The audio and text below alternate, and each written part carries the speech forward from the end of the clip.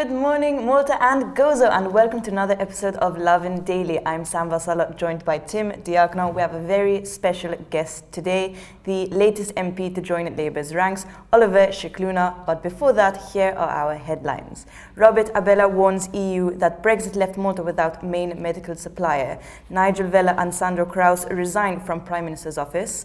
Maltese people are turning to art therapy to cope with COVID-19. The iconic Arlapsi restaurant to lose its striking facade after the PA backs development proposal.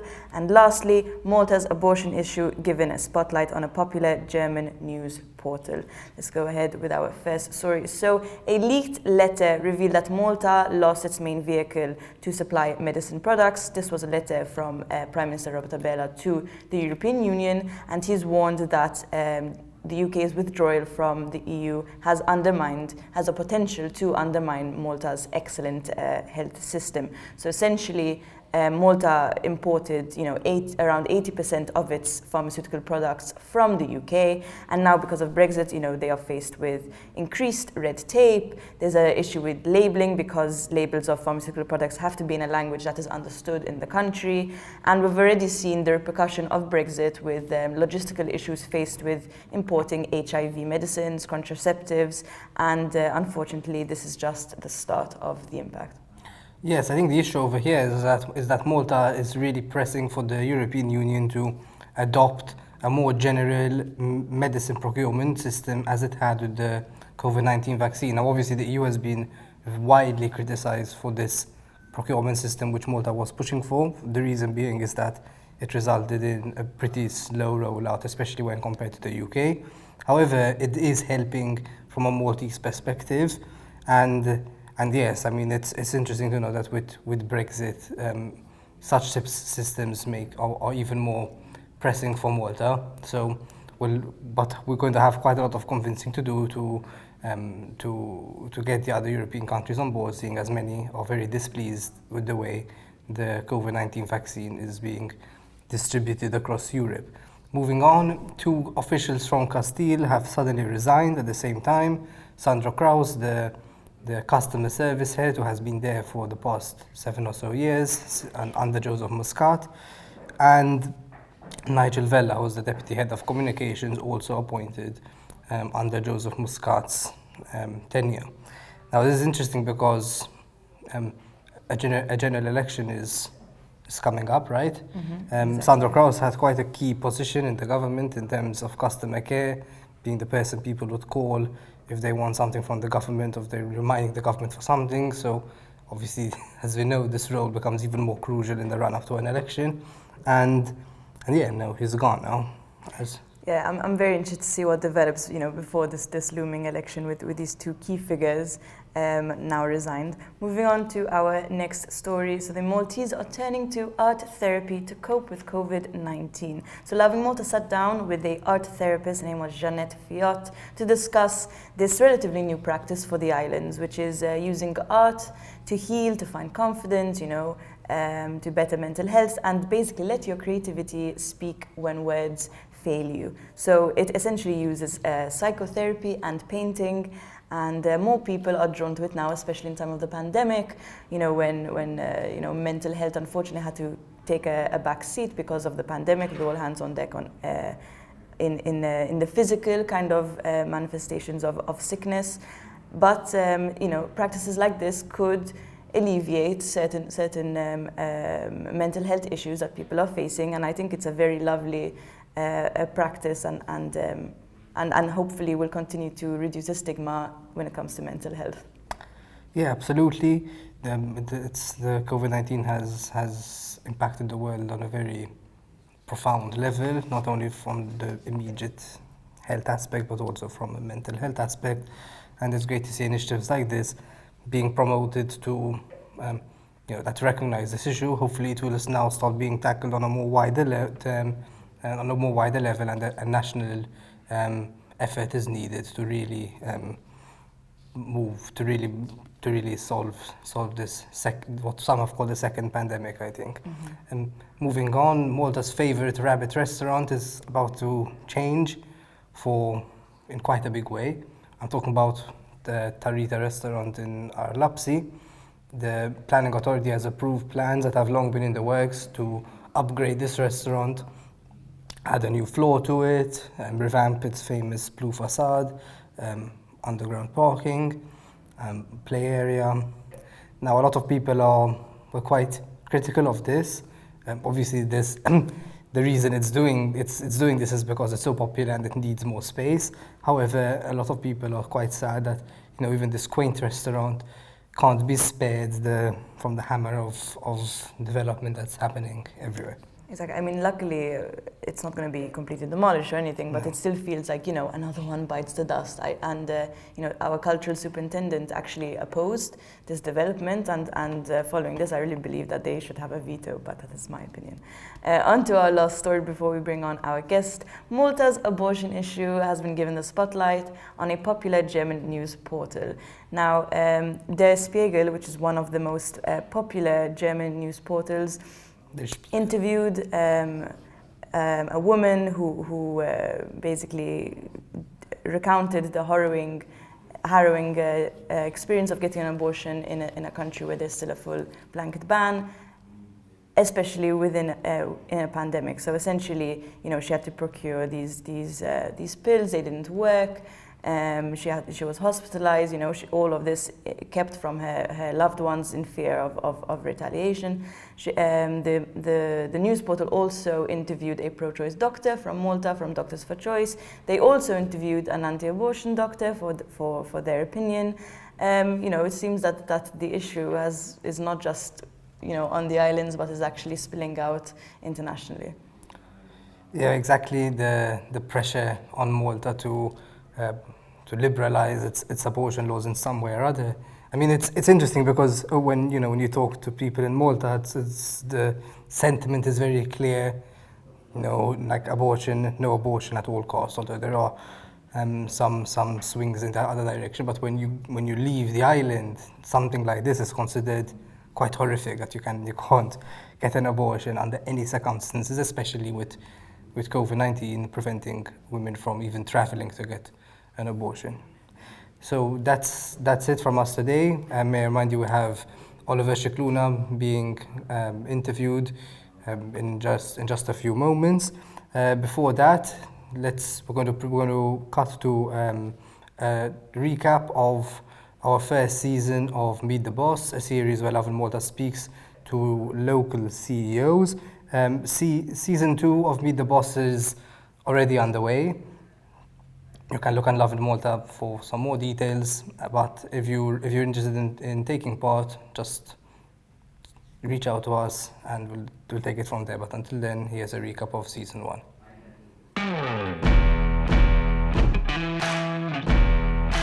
Make sure you're not the smartest person in the room. Try to be a very good number 2. That is the worst advice I ever received in my life. If possible, make sure you're the stupidest person in the room.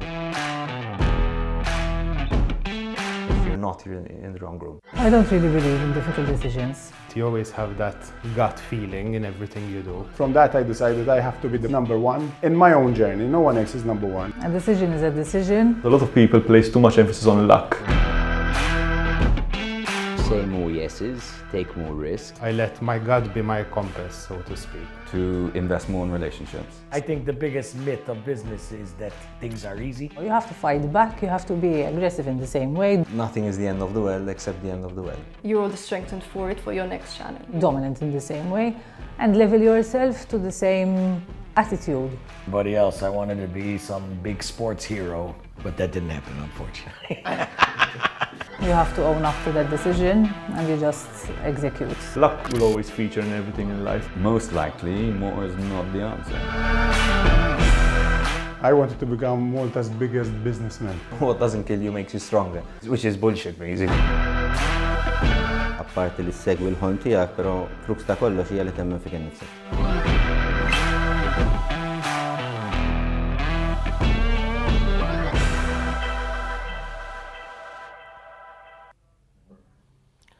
Welcome back to Lovin Daily. With me now is Oliver Scicluna, Malta's newest MP. Hi, Oliver. Hi. Thank you for accepting our invitation to be on Lovin Daily. You were co-opted to Parliament just around a month ago. What issues do you plan on promoting during your time in Parliament that maybe you don't think are being discussed enough in Malta? Obviously, in Malta, we try to discuss loads of subjects, but those subjects which we think that we aren't important, we just sometimes tend to rub them off from our shoulders. So I'm looking forward, for example, to discuss in giving a concrete voice to children, because in my opinion, we use children as tokens. We want to discuss the issues of loneliness, because we don't give a lot to importance to that subject. Issues related to the needed, in my opinion, education reform, where we see children, we teach children to challenge the status quo, not teach them to be parrots. To have a plan for our elderly people, to leave them living in the community, not directing them to institutions, for example. To see a more rehabilitation setting when it comes to prison and inmates, etc. So I look forward to work in the social sector, because that is much at heart. You mentioned an interesting point, which is education reform. Don't you think it's sad that, seeing the education system trying to adapt, using its current system in the pandemic without changing one bit, just trying to have the same system, just go completely online? As I said before, I don't really agree that education should be done online, because the most important thing about education is to go to school, to meet the teachers, to meet your friends, and enjoy your time, because education should be part of enjoying your time in the morning and not just learning. But I want to see an educational setting where children are taught to be entrepreneurs, where children are taught to challenge the system, challenge the status quo, not teach the children to be yes, sir, and yes, miss. So it's a widespread reform that you're after, not just going online or... Yes, obviously we need to have everyone on board, including the teachers, including the unions of the teachers. Everyone on board should be there, because although small reforms have been made in the educational system, I believe that we are happy with the status quo. So we need to push forward to change the current situation and have a system which is more innovative, in my opinion. So you, along with Miriam Dalli, along with Clyde Caruana, you were recently co-opted into Parliament. Do you think that maybe the time has come for the Prime Minister to be empowered to take it a step further and appoint technocrats who aren't even in Parliament to his cabinet? I agree in giving the people the chance to vote to people. So it doesn't mean because I was co-opted without even contesting an election, things should happen like that. But obviously the Prime Minister, in my opinion, did nothing wrong, as even other members from even the opposition have been co-opted to Parliament. A case in point, Adrian Daly and Bernard Gregg. It is something that if we propose that technocrats should be there, in my opinion, it should be done in a wise way, in a way that people out there, the electorate, will not lose their voice.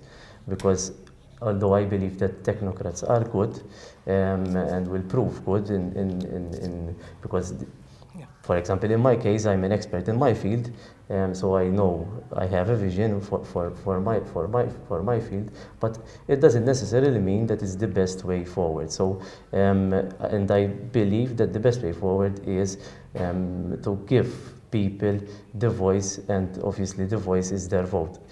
That doesn't mean that I agree with the electoral system as it is. Well, what's wrong with it?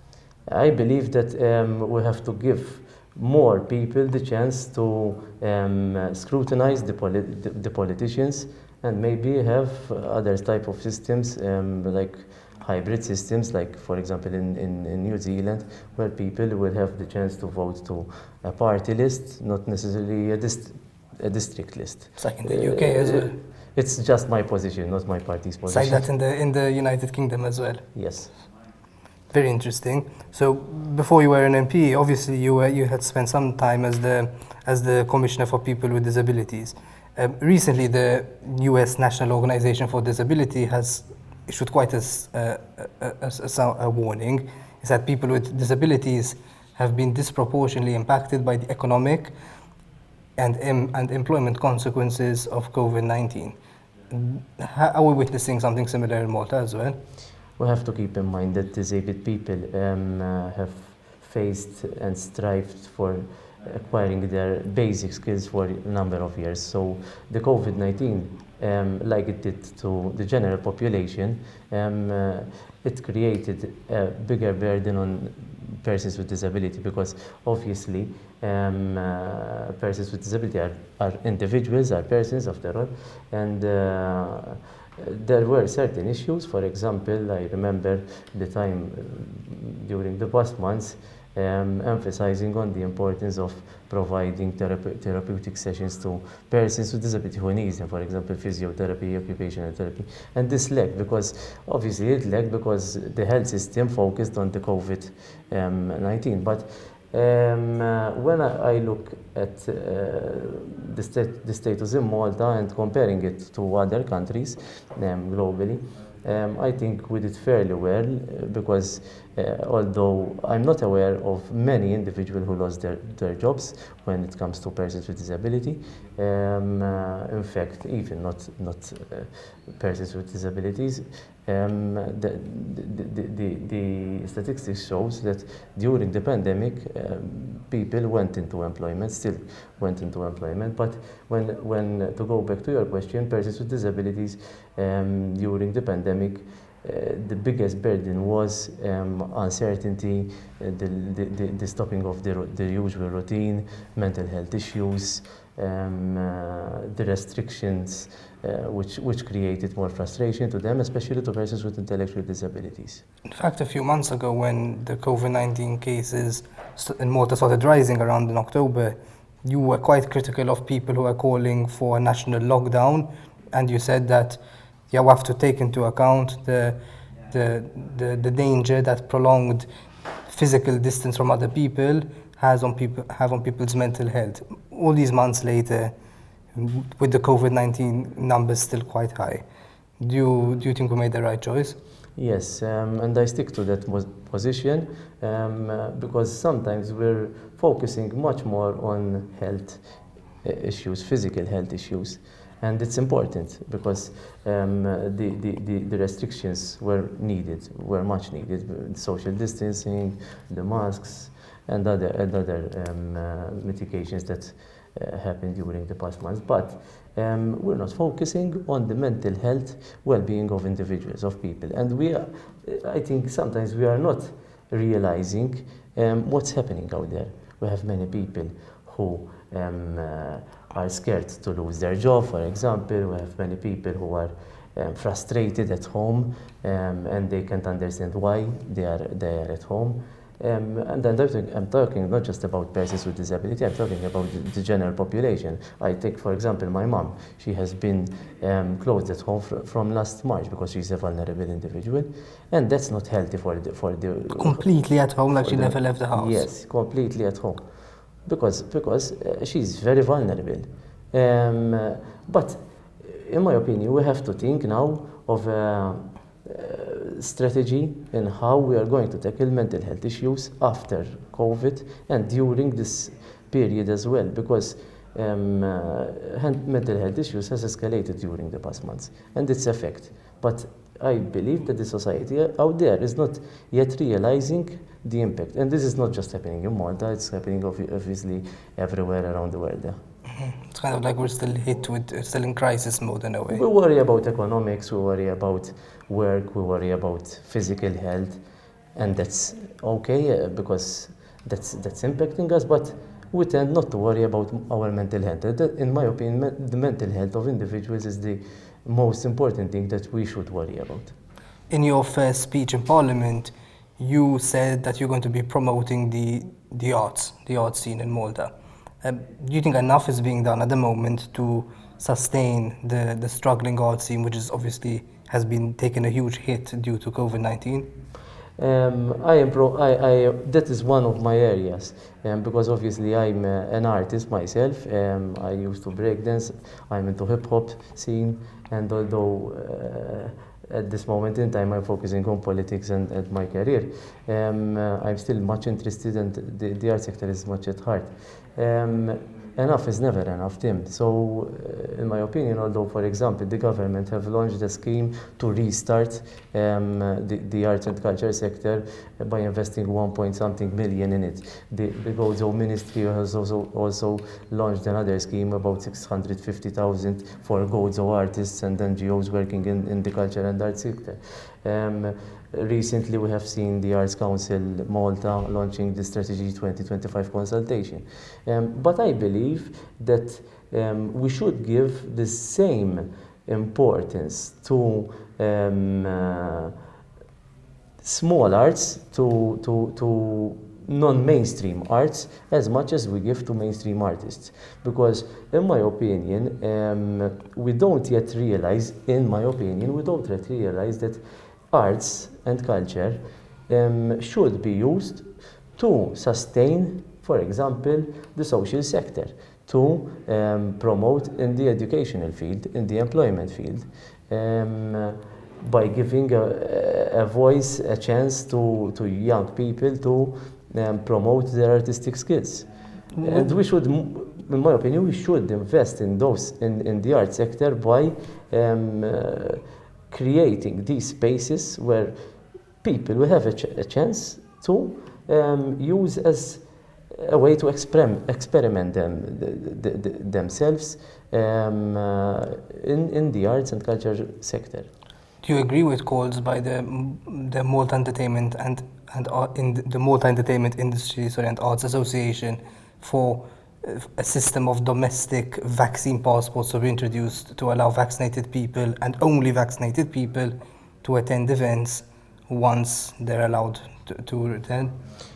As an artist, obviously I agree, because I cannot imagine myself during my time dancing, practicing, but not performing. So yes, I agree, but that all depends obviously on the suggestions of the Superintendent of Health.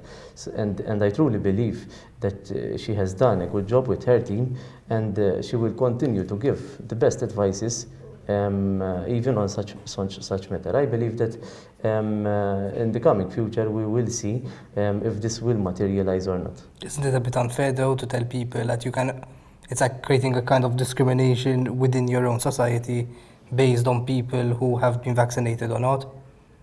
It's not unfair.